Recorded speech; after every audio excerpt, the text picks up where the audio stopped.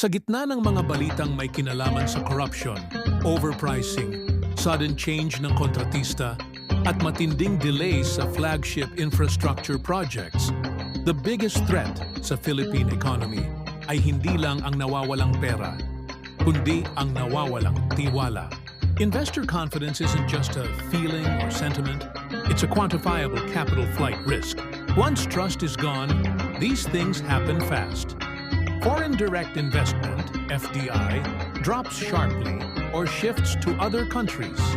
Kahit paulit-ulit sabihin na Philippines is open for business, kapag sunod-sunod ang expose sa 176 billion projects na may amoy anomalya, the first thing Japanese, Korean, Singaporean, and European funds check are the Governance Risk Indicator and Corruption Perception Index. Pag bumagsak ang ranking natin, the money goes to Vietnam, Indonesia, or Thailand, countries na mas mababa ang perceived risk. Cost of capital rises for both government and private sector. When investors get scared, risk premium goes up. Resulta, mas mahal ang utang ng gobyerno, higher bond yields. Mas mataas ang interest rates na ipapasa sa negosyo at ordinaryong Pilipino. And less budget left for actual infrastructure, education, and healthcare. Local investors and middle class also lose confidence. Hindi lang foreigners ang natatakot.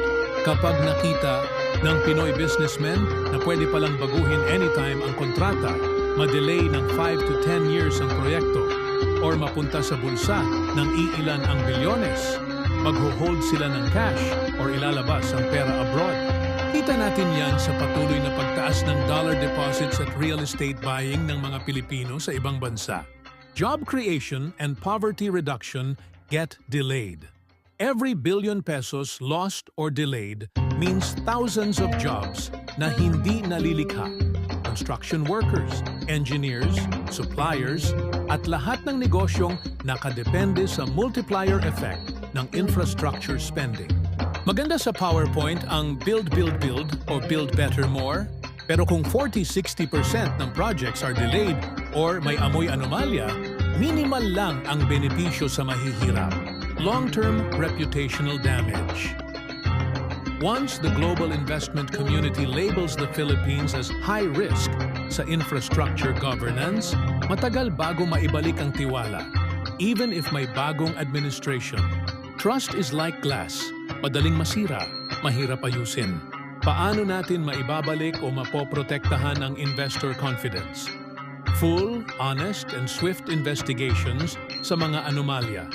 With real consequences, strict, transparent, and competitive bidding, Swiss Challenge can be used properly, hindi palusot.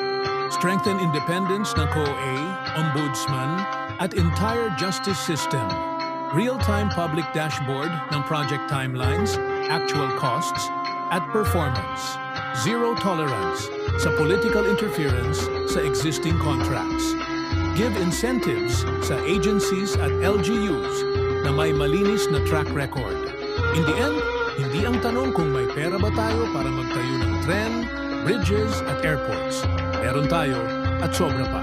The real question is, may tiwala pa ba ang mundo na hindi natin sisirain o kakainin ang perang yan?